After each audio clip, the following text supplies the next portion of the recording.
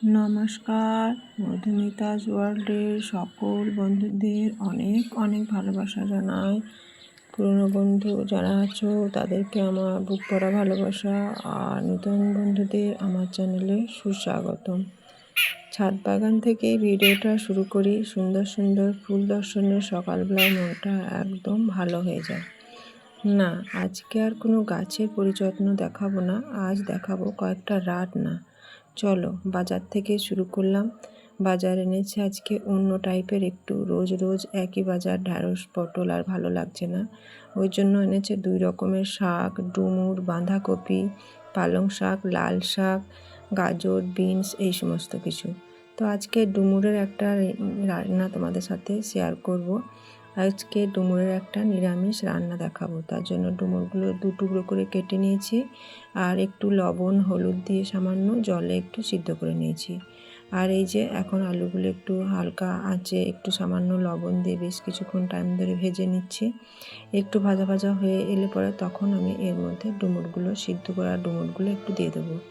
আর সামান্য একটু ভেজে নিয়ে আমি এটা এখন নামিয়ে নেব। কি বলতো, আজকে রান্নাগুলো আমি আমিষই করব যদিও, কিন্তু নিরামিষভাবে। পেঁয়াজ রসুন একদমই খেতে ইচ্ছে করছিল না, ওই জন্য আজকে মাছগুলো নিরামিষ করব। আজ বানাবো মাছের নিরামিষ রেসিপি। তো যাই হোক, মাছের রেসিপিটাও তোমাদের সাথে শেয়ার করব। এখন শেয়ার করছি ডুমুরের রেসিপিটা। তো ডুমুর ওদিকে ভাজা হয়ে গেছে, আর এখানে আমি একটা মশলা তৈরি করে নিচ্ছি। নিয়ে নিয়েছি সাদা তিল, চালমগজ, আর ওখানে দিলাম টমেটো, লঙ্কা আর আদা। তো তিলটা একটু ভালো মতো করে ধুয়ে নিয়েছি ছাঁকনি দিয়ে। তো তিল আর চালমগজ দুটোই ধুয়ে নিয়ে এখানে দিয়ে দিয়েছি। আর এই যে একটু পোস্ত অল্প সামান্য দিতে ভুলে গিয়েছিলাম, তো ওটা এখন দিয়ে দিলাম। দিয়ে তারপর এখন সমস্ত কিছু ভালোভাবে আমি এখন মিক্সিতে পেস্ট করে নিচ্ছি। তারপর এখন কড়াই তেল দিয়ে দিচ্ছি, আর তেলের উপরে দিয়ে দিচ্ছি গোটা জিরে। আর এই সুযোগে আমি আমার বন্ধুদের অনেক অনেক ভালোবাসা জানিয়ে দিলাম।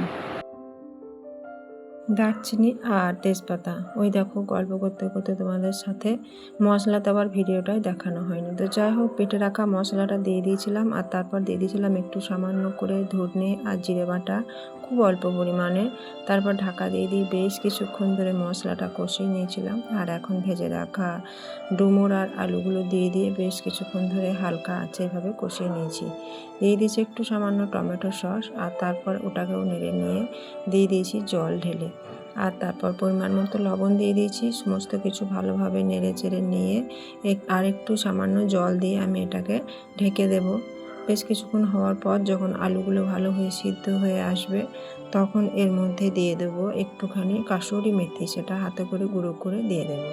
তারপর দেওয়ার পর আরও কিছুক্ষণ নেড়ে চেড়ে আমি এটা নামিয়ে নেব। পারলে এটা ঘি দিলেও খেতে ভালো লাগে রেসিপিটা। আলুগুলো একটু মাখো মাখো করে তুলে নিয়েছি। একটু মাখো মাখো হবে, খুব রসও থাকবে না বা একদম গাঢ়ও হবে না, ঠিক এরকম টাইপের।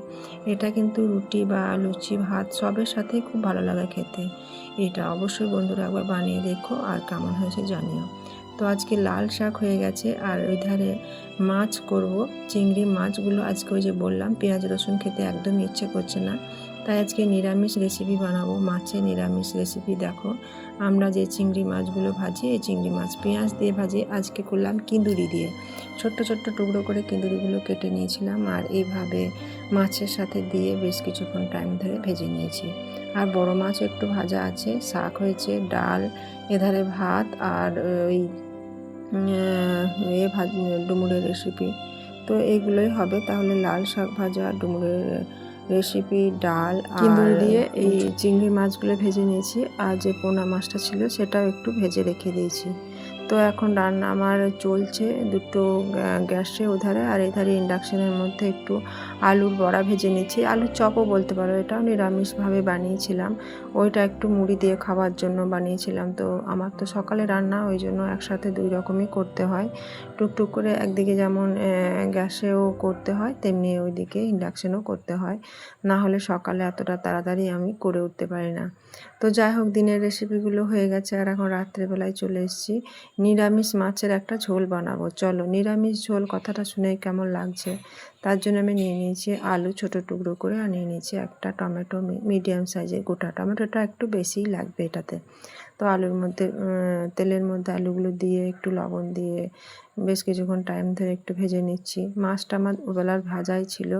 আর তারপর এটা ভেজে নেওয়ার পর ওই কড়াইয়ের মধ্যে দিয়ে দেবো আরেকটু তেল, আর তারপর তেলের মধ্যে দিয়ে দেবো একটু পাঁচফোড়ন দেওয়ার পর আমি কিন্তু এই নিরামিষ মাছের ঝোলটার জন্য আদা আর জিরে কিন্তু আমি শিলে বেটে নিয়েছি। এখানে গুঁড়ো মশলা দিলে খেতে ভালো লাগবে না।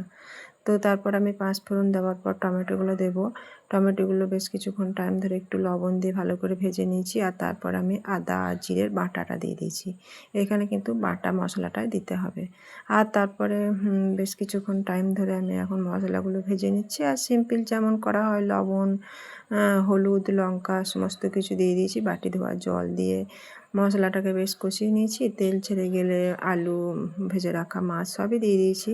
কিছুক্ষণ কষিয়ে নেওয়ার পর লবণ দিয়ে জল দিয়ে ভালো করে ঢেকে সেদ্ধ করে নিলেই হয়ে গেল নিরামিষ ঝোল। অবশ্যই তোমরা এই রেসিপিটা বানিয়ে দেখো, একটু টক টক, আর এটা গরম ভাতে গরম গরম খেতে বেশ ভালোই লাগে। তো মাঝে মাঝে এক দিন মুখের স্বাদ বদলানোর জন্য একটু করে পরিবর্তন করতে ভালোই লাগে। যেমন আজ মাছের সাথে পেঁয়াজ রসুন খেতে ইচ্ছে করলো না, তাই এইভাবে বানিয়ে নিলাম নিরামিষ মাছের ঝোল আলু দিয়ে। তো বন্ধুরা, রেসিপিগুলো কেমন লাগছে অবশ্যই জানিও। আজকের ভিডিও এখানেই শেষ করছি। ফিরে আসবো নতুন ভিডিও।